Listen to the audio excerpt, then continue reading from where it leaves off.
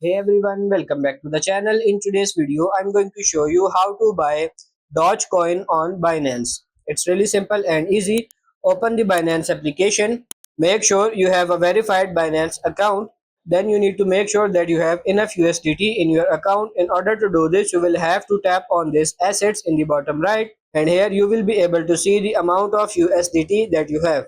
If you have enough amount of USDT, you need to come to the home page again, and then in the search bar you have to search for Dogecoin. Now once you type Doge, you will be able to see bunch of different pairs of Dogecoin such as Doge slash USDT, Doge slash FDT USDT. So as you want to purchase it with USDT, you will have to tap on this Doge slash USDT pair.